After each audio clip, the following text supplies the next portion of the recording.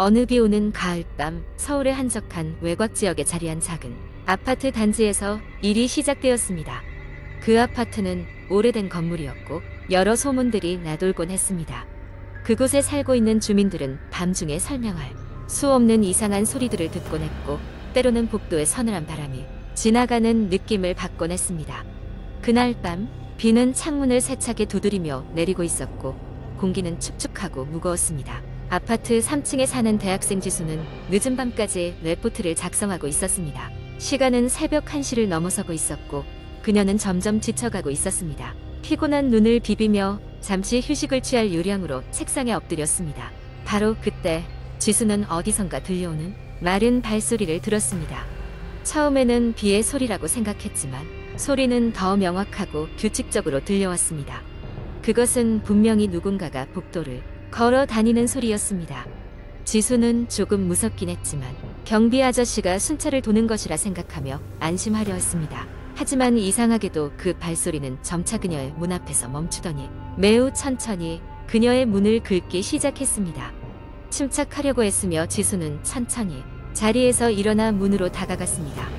호흡을 가다듬고 조심스럽게 도어 스코프를 통해 복도의 상황을 살폈습니다.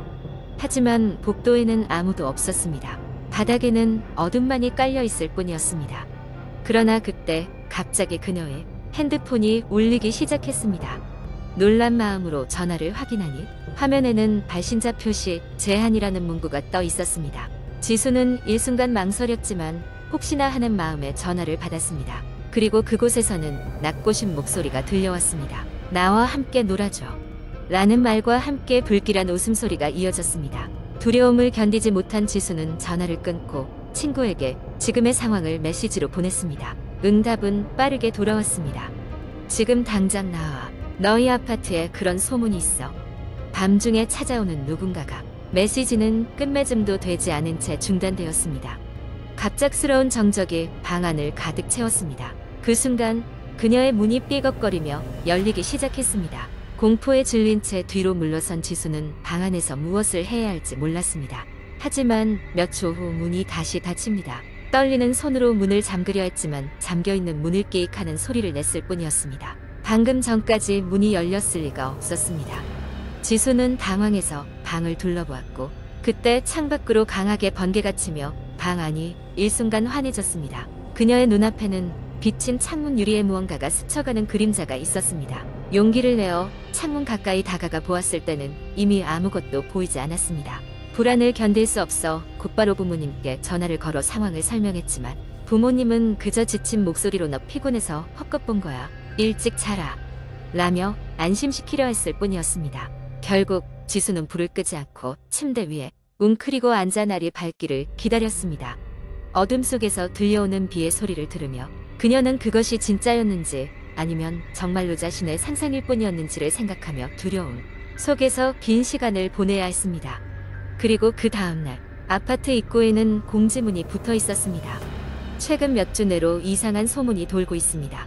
경비가 강화될 예정이니 주민 여러분께서는 안심하시기 바랍니다. 하지만 진짜 이상한 것은 그 다음날부터 지수가 아파트를 나설 때마다 복도에 불빛이 깜빡거리며 그녀를 뒤따르듯 꺼졌다 켜졌다를 반복했다는 점이었습니다. 이후로 지수는 밤마다 복도에서 들려오는 발소리를 눈 감고도 느낄 수 있게 되었습니다. 두 번째 이야기. 어느 날 밤 서울의 한 외곽 지역에 있는 작은 원룸에서 혼자 사는 대학생 혜진은 기말고사를 준비하느라 지쳐 있었다. 그녀의 방은 조용했고 창밖으로는 어둠이 짙게 깔려 있었다. 혜진은 책상에 앉아 책을 읽다가 갑자기 소름이 끼쳤다. 누군가 자신을 지켜보고 있는 듯한 기분이 들었기 때문이다. 혜진은 대수롭지 않게 생각하고 다시 공부에 집중하려고 했으나 그 느낌은 점점 더 강렬해졌다. 불안한 마음에 그녀는 방 구석구석을 살펴보았다. 방 안에는 아무도 없었다. 창문을 확인해보니 굳게 잠겨 있었다. 그러다 문득 거울에 눈길이 갔다. 거울 속 자신의 모습 뒤로 희미한 형체가 보이는 것 같았다. 깜짝 놀란 혜진은 고개를 돌려 직접 확인해 보았지만 방 안에는 여전히 그녀 혼자였다. 이 이상한 기분을 잊기 위해 혜진은 잠시 휴식을 취하기로 했다. 핸드폰을 확인하다 보니 어느새 새벽 2시였다. 친구들이 단체 채팅방에 올린 농담을 보며 잠시 웃음을 되찾았지만 다시 거울을 보았을 때 그 형체가 더욱 또렷이 보였다. 이번에는 분명히 귀신의 형상이었다. 긴 머리에 창백한 얼굴, 그녀를 향해 우울한 눈빛으로 서 있었다. 소름이 돋은 혜진은 거울을 천으로 덮어버리고 방 전등을 모두 켰다. 그러고 나니 조금 안심이 되었다. 하지만 불안이 가시지 않아 인터넷에 귀신 보는 방법 같은 것들을 검색해봤다. 검색 결과 중 하나에는 거울 속 귀신은 사람들이 무의식적으로 가장 두려워하는 것이라고 적혀 있었다. 불안감은 더욱 커졌고 혜진은 결국 친한 친구인 수진에게 전화를 걸었다. 다행히 수진은 자신의 집이 그리 멀지 않다며 곧바로 혜진의 집으로 오겠다고 했다. 수진이 도착할 때까지 혜진은 방에 불을 모두 켠 채로 휴대폰 플래시도 켰다. 뭔가 있을지 모를 어둠을 조금이라도 막고 싶었다. 수진이 도착했을 때 혜진은 상황을 설명하며 울먹였다. 수진은 침착하게 그녀를 달래며 다른 방에서 잠시 잘까? 라고 제안했다. 두 사람은 안방에 있는 작은 거실로 나와 담요를 덮고 누웠다. 수진이 같이 있어주니 혜진은 조금씩 안정을 되찾았고 결국 꿈나라로 빠져들었다. 하지만 밤중 문득 이상한 소리에 깨어난 혜진은 소름 끼치는 장면을 목격하고 말았다.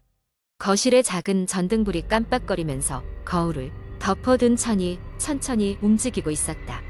그녀는 몸을 움직일 수 없을 정도로 겁에 질렸지만 정신을 차려보니 수진도 놀란 얼굴로 그 장면을 보고 있었다. 두 사람은 시선을 교환했고 수진이 조용히 속삭였다. 공포영화처럼 들리겠지만 빨리 나가자. 그 말에 혜진은 용기를 내어 몸을 일으켰고 두 사람은 단번에 문을 열고 밖으로 달려나갔다. 그들이 건물 밖으로 나와 서로를 확인했을 때 마치 악몽에서 깨어난 듯 마음이 놓였다. 다음 날 혜진은 공포스러운 경험을 다시는 겪고 싶지 않다 생각하며 방을 정리하고 이사를 결심하였다. 그 뒤로는 홀로 있는 시간에도 전혀 이상한 느낌이 들지 않았고 괴상한 귀신도 나타나지 않았다. 하지만 그녀는 여전히 거울을 마주할 때마다 깊은 숨을 내쉬며 안심해야 했다. 혜진과 수진은 이 사건 이후로 공포영화는 절대 보지 않겠다고 굳게 다짐했다. 세 번째 이야기 나는 작은 도시 외곽에 위치한 조용한 동네로 이사를 갔다. 이곳은 오래된 건물들이 줄지어 있고 밤이 되면 을씨년스러운 분위기를 자아내는 곳이었다. 처음엔 도시의 번잡함을 피해 조용한 환경을 즐길 수 있어 만족스러웠다. 어느 날 이사한 집에서 정리를 마치고 나니 저녁이 되어 있었다. 간단하게 저녁 식사를 마치고 소파에 앉아 한숨을 돌리는데 어디선가 약한 노크 소리가 들렸다. 문을 열어보았지만 아무도 없었다. 신경 착각이겠거니 하고 다시 TV를 보는데 이번에는 확실히 들렸다.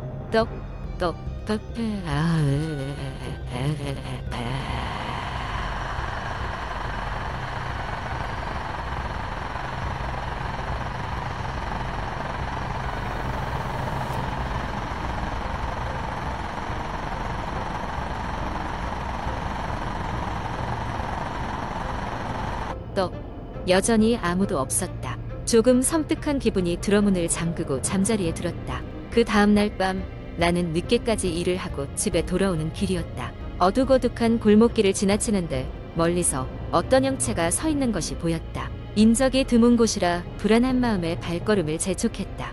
형체가 점점 가까워지자 그제야 그것은 한 할머니라는 것을 알 수 있었다. 할머니는 길가에 서서 무언가를 바라보고 있었다.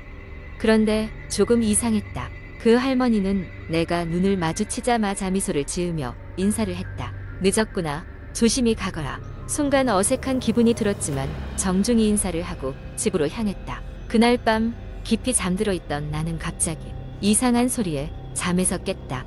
어디선가 흐느끼는 소리가 들려왔다. 그것은 분명히 우는 소리였다. 소리가 나는 방향을 찾아 거실로 향했다. 그러나 거실엔 아무도 없었다. 귀를 기울여 보니 소리는 2층 창고방에서 나오는 듯했다. 내켜지 않았지만 용기를 내어 2층으로 올라갔다. 흐느끼는 소리는 점점 선명해졌고 문 뒤에 누군가 있는 듯한 느낌을 받았다. 심장이 뛰는 소리가 귓가에 울리는 가운데 문을 조심스럽게 열었다.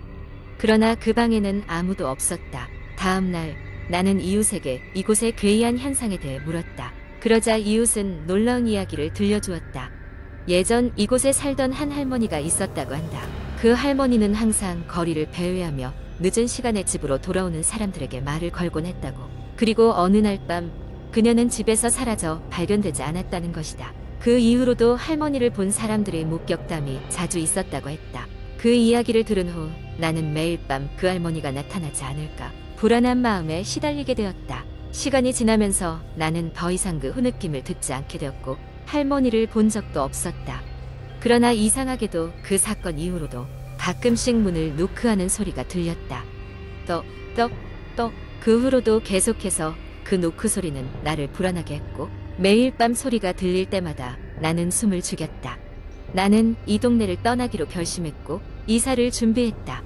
떠나는 날 마지막으로 집을 둘러보는데 갑자기 소름 끼치는 느낌이 들었다. 2번 다시 되돌아오지 말아야지라는 생각을 마음속으로 다짐하며 서둘러 이곳을 떠났다. 내가 그곳을 떠난 후로 그 집에 이사온 사람들은 과연 어떤 경험을 하게 될지 궁금해졌다. 그리고 몇 년이 지난 후 인터넷에서 우연히 그 동네에 관한 새로운 괴담을 읽게 되었다. 여전히 밤마다 할머니의 흔적이 나타난다는 이야기였다. 어떤 이들이 그 할머니와 대화를 나눴다는 믿을 수 없는 이야기까지 섞여 있었다.